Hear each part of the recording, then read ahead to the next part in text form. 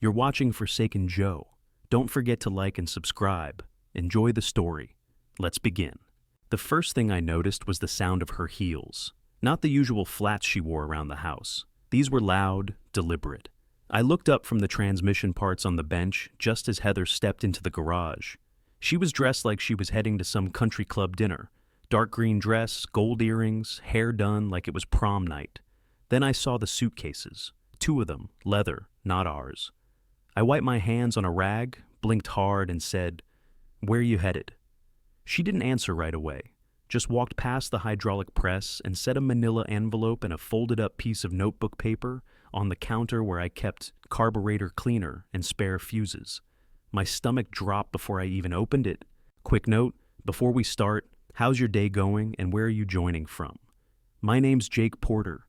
I'm 34, a mechanic from Carver Falls, Tennessee. Been building custom parts out of this garage for 3 years.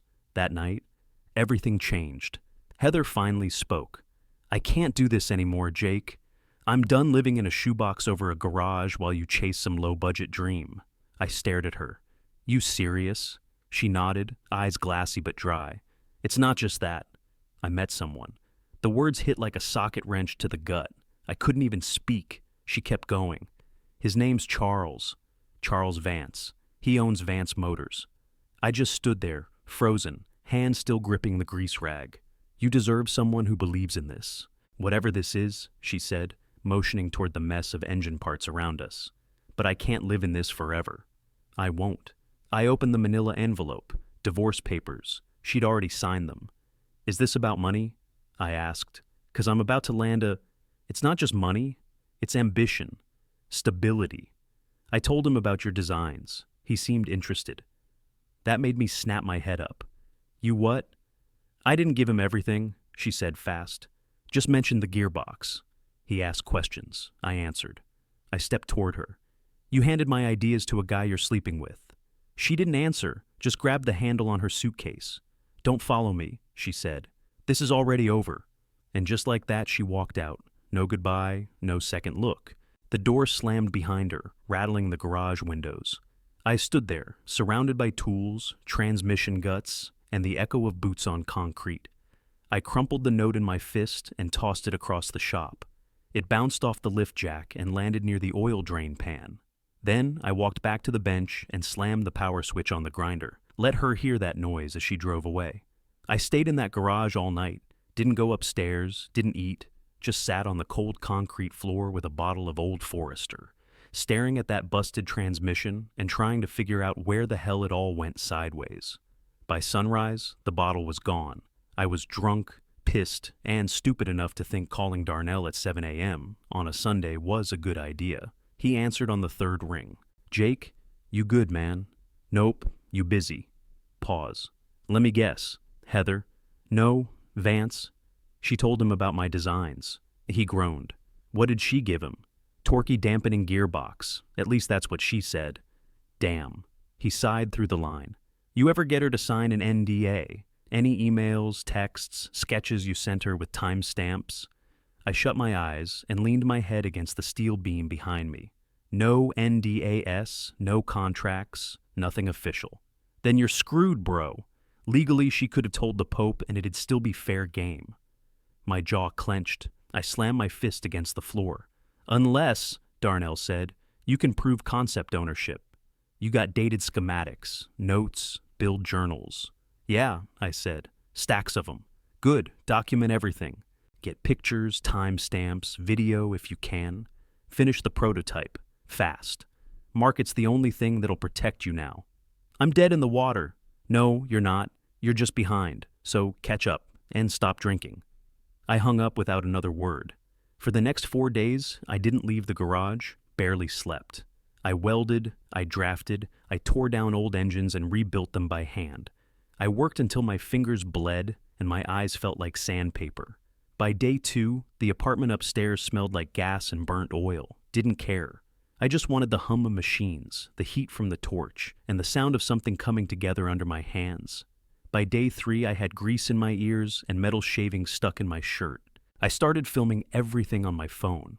Time-stamped videos of the gearbox working under strain. Notes piled up on the wall, all dated. I wasn't letting that smug prick win. Late afternoon on day 4, I heard the delivery van outside. Box hit the concrete with a loud thunk. It had a Vance Motors logo on the label. Inside was a typed letter with a signature that looked like it had been stamped on by a machine.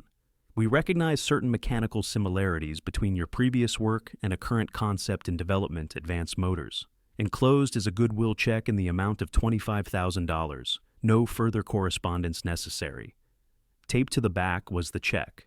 25 grand. Their hush money. I didn't even sit down.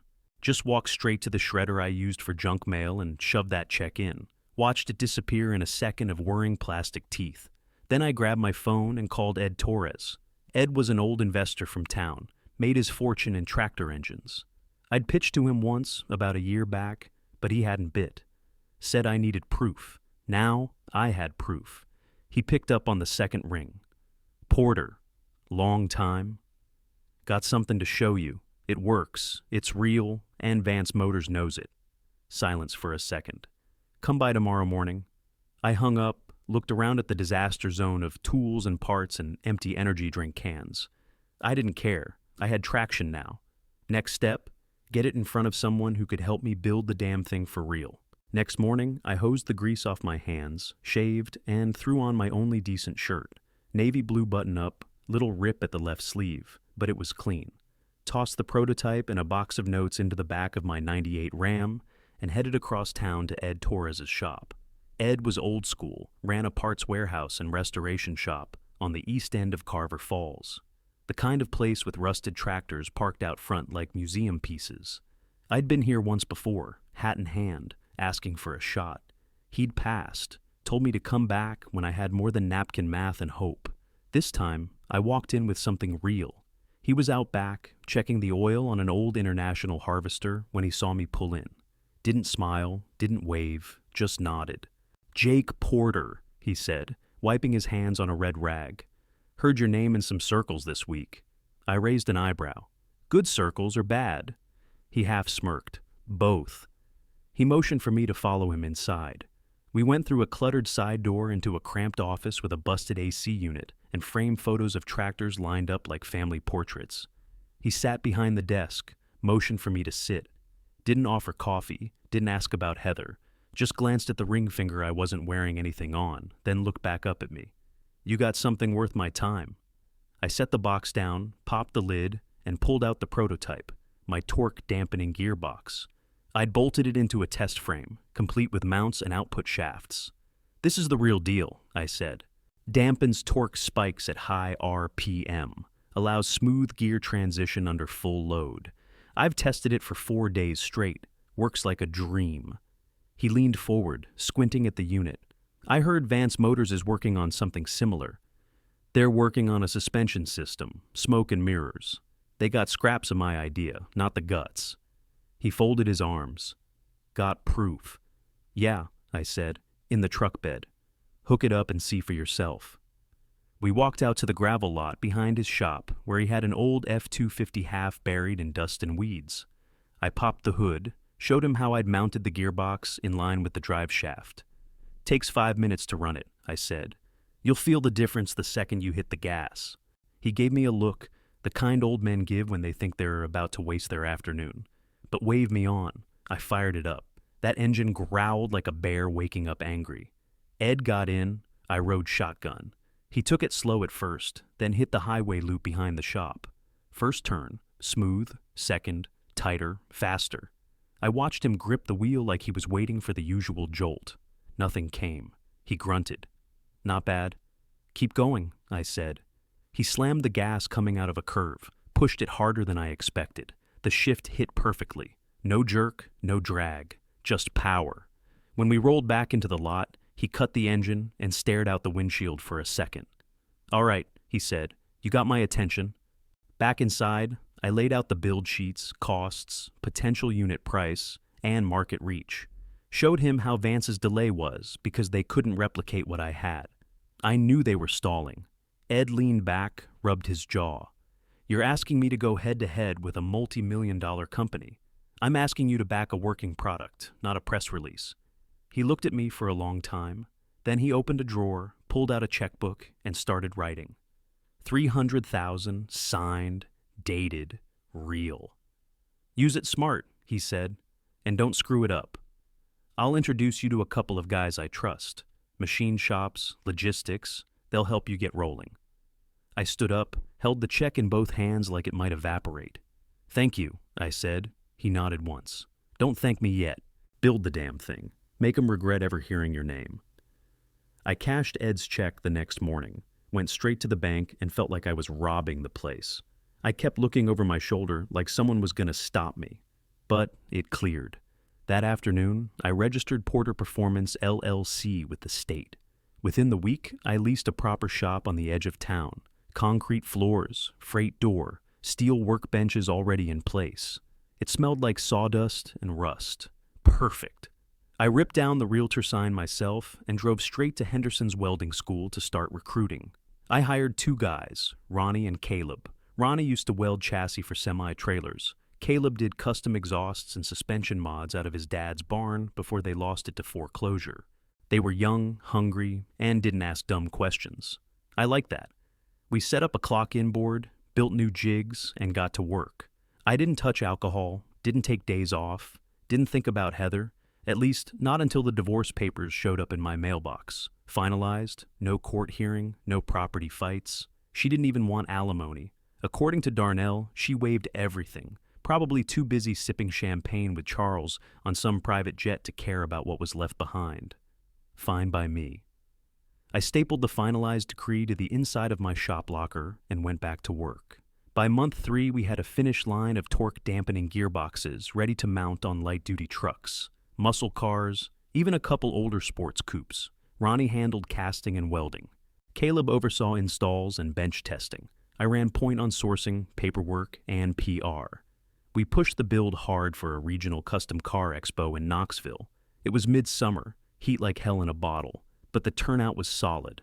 I rolled in with a 79 F-150 fitted with our gearbox and custom suspension mod. Matte black, no chrome, no frills. Let the work speak. People stopped. We ran demo loops in the back lot. I let gearheads take the wheel and punch it. Every time they shifted, their eyes went wide. A couple Automag guys pulled me aside. "Where'd you come from?" "Right here," I told them. "Carver Falls." Next week, we landed a 2-page feature in American Performance Monthly and 3 online blogs. Orders followed, slow at first, then steady, then fast. We started building a backlog. Late one night, I was finishing paperwork when Caleb walked in holding his phone. "You've got to see this," he said, flipping the screen around. It was a press release from Vance Motors. Launch of breakthrough suspension system delayed indefinitely. More updates coming this fall. I leaned back and just stared at it. "They don't have it," I said. "They tried to reverse engineer the concept from scraps Heather gave them, but it's like handing someone a valve spring and expecting them to build a whole engine." Ronnie laughed from across the shop. "They're choking on your dust, man." He wasn't wrong. I knew exactly what had happened. Charles took whatever Heather told him, passed it to his R&D boys, and expected magic. But she didn't know enough to give him the full picture. She gave him pieces, misaligned, half-wrong, outdated pieces. They built a copy of a thing they didn't understand. I built the real deal from the ground up. And now they were stuck. The phone didn't stop ringing for weeks. Performance shops from 4 different states wanted exclusive install rights. A rep from a small NASCAR team called asking if we could adapt the unit for track cars. I told him, "Give me 2 months and a test vehicle." We weren't just a garage operation anymore. We were building a name, one Charles Vance couldn't buy, fake, or bury. We outgrew Carver Falls faster than I expected. The orders were getting bigger, the clients were getting louder, and my phone barely stopped buzzing. I didn't need a bigger shop, I needed a headquarters. So I packed up Porter Performance and moved it to Nashville, 10 minutes down the road from Vance Motors HQ. I picked a spot on the West End, old auto warehouse with thick walls and a freight elevator that looked like it had carried tanks. We painted it black, hung our new logo on the side, and filled it with fresh machines, better tools, and smarter people. And I started poaching. First came Mandy from Vance's procurement team, sharp, organized, and pissed they kept passing her over. Then we snagged Vince, a senior welder who'd spent 5 years in their R&D lab. He walked in with his own helmet and 2 flash drives full of personal notes. He didn't give a damn about NDAS. They treat people like robots over there, he said. You treat them like builders. That's why I'm here. The word spread, quietly, but it hit hard. Contracts started leaning our way. Local tuning shops that used to swear by Vance started switching to us. Even a couple dealerships began offering Porter performance kits as upgrade options. We weren't just competing anymore. We were cutting deep. Then the email came in. National Auto Innovation Conference. Featured speaker invitation, Jake Porter, CEO, Porter Performance. I read it twice. The same invite list had Charles Vance listed for a separate keynote on legacy leadership in the performance industry. The irony damn near choked me. It was held at the downtown conference center, packed with suits, engineers, and reporters. Big lights. Stage backdrop with rotating logos from every major auto company in the U.S. I walked in wearing dark jeans boots and a black dress shirt. Clean. No tie. I didn't fake who I was. The room was full by the time they called my name. I walked on stage with a prototype in one hand and a remote in the other. Behind me, the screen lit up with a 3D render of our gearbox, cutaway animations, stress test footage, dyno data. Everything they said we couldn't build. I didn't sugarcoat a thing. Here's what happens when you stop throwing money at shiny promises and start backing actual mechanics. We didn't build this in a lab. We built it in a garage, and it works. Applause hit halfway through. The cameras flashed. I saw heads nodding, people taking notes. Then I saw them, front row, right side. Heather in a beige blazer, legs crossed, hair curled like she was still playing the trophy wife. And next to her, Charles. He had that stiff country club posture, but his jaw was tight, lips sucked in, like he was trying not to snap a pen in half. I kept going, smoother and louder. I ended with a side-by-side comparison of our unit against Vance's. Theirs rattled at high load. Ours didn't flinch. I didn't look at him once, but I felt their eyes the entire time. I wrapped up to a standing ovation. Nobody even stood for the guy before me. As I walked off stage, I saw Charles moving through the crowd toward the exit. Heather was a step behind him, but she looked back, just for a second. I cut through the side hallway and ended up walking right into him outside the VIP lounge, face to face. Finally, he froze. For a beat, he didn't say anything. Then his eyes narrowed. "You're Porter," he muttered. I smiled. "Still am." He didn't offer a hand. I didn't either. His eyes flicked to the name tag on my lanyard. Jake Porter, founder and CEO, Porter Performance. He read it twice. Then I walked past him without a word. Let him register it in silence. What I'd become, what I built. 10 minutes from his front door. I wasn't even planning to stay for the after party. But then I saw Heather standing alone near the bar, holding a wine glass like she didn't want to be there either. Charles had disappeared, probably off somewhere yelling into a phone. She spotted me, gave the kind of nod you only give to someone who knows too much. I could have ignored her, should have, but I didn't. I walked over, grabbed a club soda, and leaned on the high-top table beside her. "Didn't expect to see you here," I said. She looked down at her drink, then back at me. "Charles insisted I come. Must be exhausting." She gave a small laugh. "You have no idea." There was a pause, just music and clinking glasses around us. Then she leaned in slightly. "He doesn't know everything I told him." I looked at her. Meaning what? Meaning I gave him just enough to get interested, not enough to build anything real. She swirled her glass, voice low. "I thought you were stuck, Jake. Thought I was walking away from something small. Turns out I lit a fire under it." I didn't say anything. She glanced over her shoulder before continuing. "He doesn't take humiliation well. Not professionally. Not personally." "Good," I said. She stepped back, that same nervous twitch in her jaw I remembered from our fights. "Just be careful." I finished my drink and set the glass down harder than I meant to. "You worried about me now?" "No," she said quietly. "I'm just saying, he plays dirty when he's cornered." "Yeah?" I leaned in. "So do I." I left her standing there and didn't look back. 3 days later, we got a letter from a corporate law firm in Chicago, a thick envelope with too much legalese and not enough sense. Inside was a cease and desist order from Vance Motors, accusing Porter Performance of intellectual property theft. Darnell came straight to the shop, tore it open on my workbench, and read the whole thing out loud with a smirk. "They're saying your gearbox violates patents filed after you launched yours," he said. "That's not just weak. That's laughable." I dropped a binder full of dated designs and schematics on the bench. Every bolt, every plate, every stress calc, all documented. "Perfect," he said. "We'll countersue. Say they tried to reverse engineer your stuff using secondhand info from your ex-wife."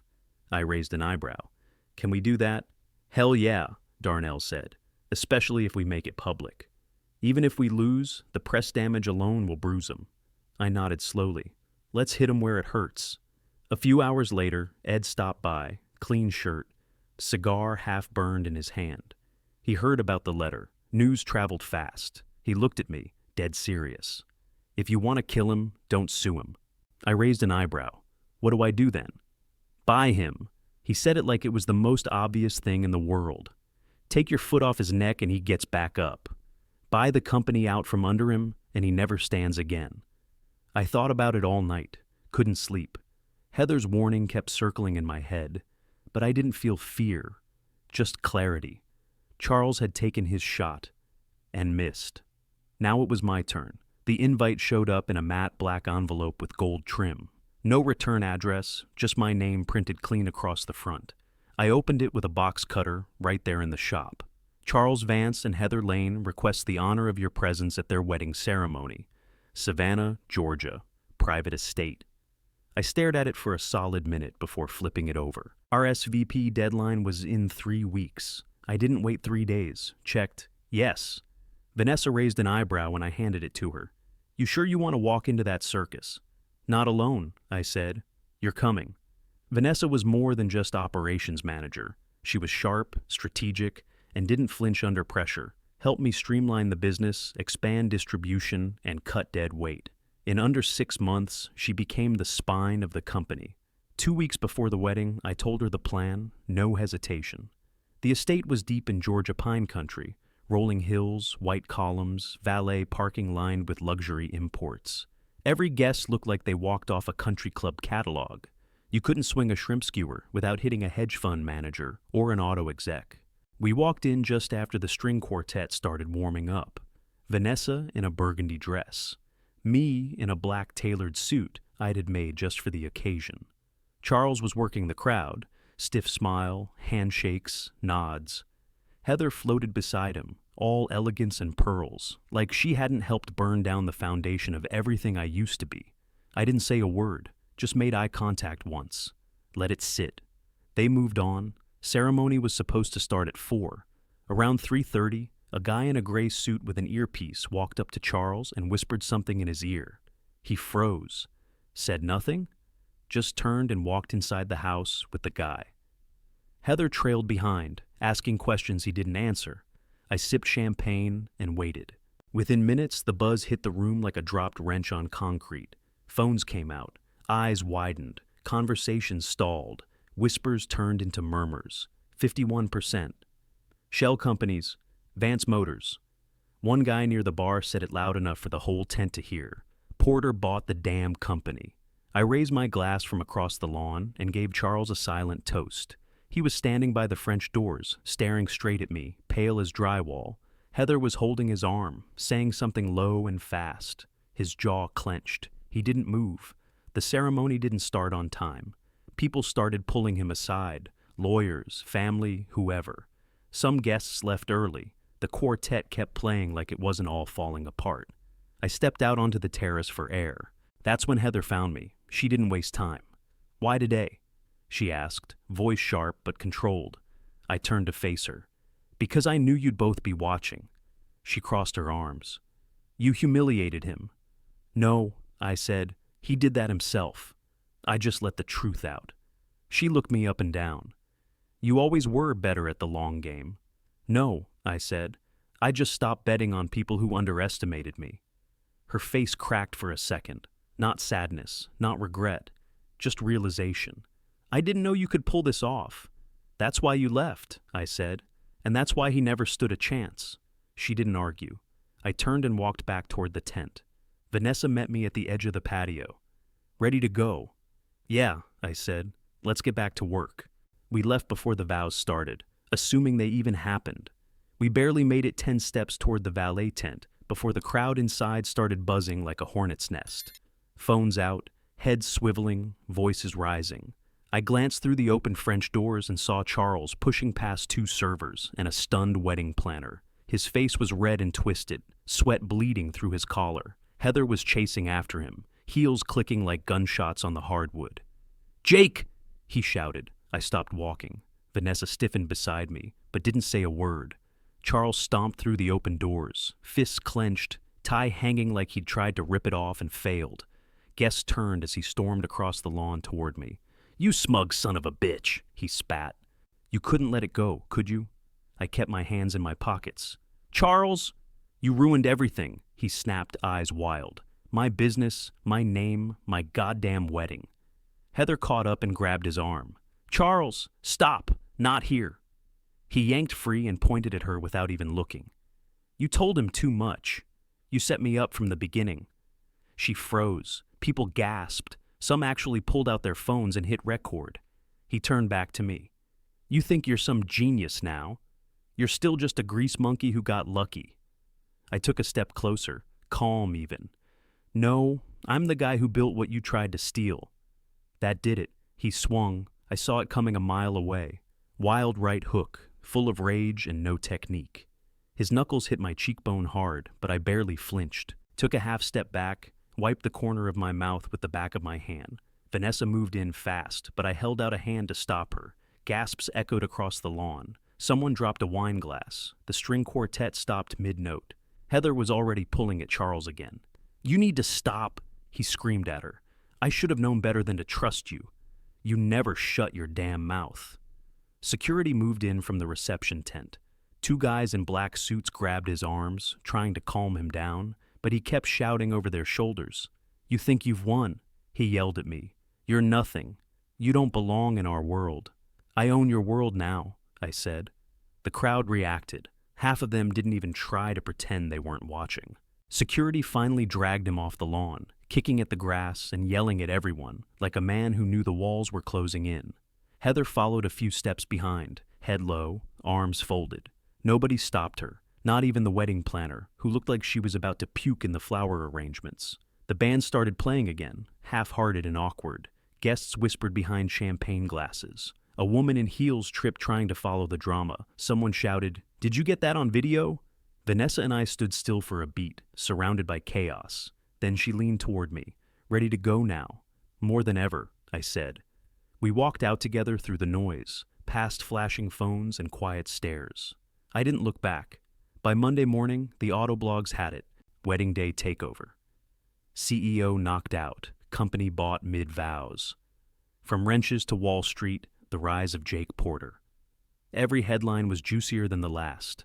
I didn't send out a press release. Didn't need to. The footage did all the talking. Charles yelling, the punch, the chaos. I figured it'd get buried in business circles. Instead, it ended up trending for 3 days. By Wednesday, the Vance Motors board held a private meeting. By Friday, Charles was out. He didn't go quietly. Lawyers, public statements, all that noise. But it didn't matter. He was done. His name still sat on the sign, but not on the office door. Not anymore. Heather filed for divorce less than 3 months later. Didn't even fight it. Turns out that glossy prenup Charles made her sign before the wedding locked her out of everything. Real poetic. A friend of hers told someone at a trade show that she's staying with family in Charleston now, figuring things out. I didn't care. She texted me 3 times over the next few weeks. "Jake, I didn't know it would end like this. I'm sorry. I really am. I miss how simple things used to be. I read them all. Didn't respond to a single one. Instead, I focused on building. We rebranded the company that month. Porter Vance Automotive. My idea. Not to honor him. To bury him. I wanted every exec in the industry to choke a little when they said the name. Vanessa wasn't sure at first. "You sure you want to keep Vance in it?" "Yeah," I said, "because it used to mean power. Now, it means mine." The clients respected it. We started landing bigger accounts. Military contracts, track kits, custom retrofits for classic car collectors who wanted new guts inside vintage shells. Every client who came through the door wanted to be part of the empire, and we delivered. Orders poured in from Texas, Nevada, overseas. We had to triple production in 6 months. Bought out a machining plant in Kentucky just to keep up with demand. Ronnie and Caleb got raises. So did everyone else. I walked the floor every day. Never forgot what the inside of a garage smelled like. Still kept the old wrench set I used to build the first prototype in my office. Greasy and rusted, sitting behind glass. We weren't flashy, we were functional, reliable, dominant. Auto journalists wrote that we'd redefined American muscle. One even called us the Tesla of torque. I hated the comparison, but I got the point. Everyone had underestimated me. Now they wanted in. And Charles. Last I heard, he was holed up at some lake house in North Carolina, trying to get a new startup off the ground. Word is, he's running out of backers. Nobody wants to fund a tantrum. He spent a decade building a brand on image. I spent 2 years building one on truth. That's the difference.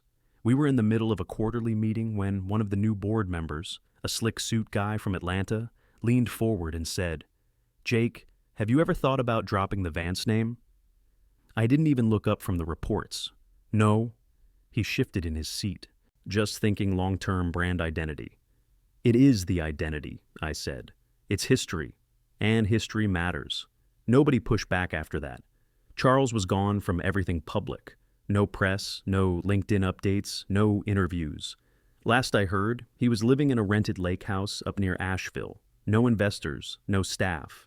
Just a man and his pride, both broken. Heather disappeared too. I stopped hearing her name. One of the old shop guys said he saw her working part-time at a boutique in her hometown outside Charleston.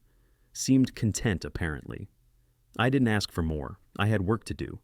One morning, I got to the facility early, before the floor buzzed, before the phones started. Just silence and space. The place was massive now. Over 30,000 square feet of concrete, steel, and motion. Welders warming up. Racks lined with parts we designed, not copied. Trucks on lifts, engines crated for shipping, a hum in the walls that sounded like progress. I walked the upper platform overlooking the shop floor, coffee in hand. Felt the vibration in the beams beneath my boots, felt the legacy I was still building. One of our new techs, kid named Mason, fresh out of Nashville trade, spotted me and jogged up. "Hey, Mr. Porter," he said, wiping grease off his hands. "Can I ask something?" I nodded. "Shoot." "What made you go all in? Like, what really drove you?" I looked down at the machines, at the brand stamped across every crate, Porter Vance Automotive. Then I looked the kid straight in the eye. "Sometimes the best revenge," I said, "is outliving their expectations and owning the company they stole from you." He didn't say anything, just nodded slow, like he got it. Then he went back to work. So did I.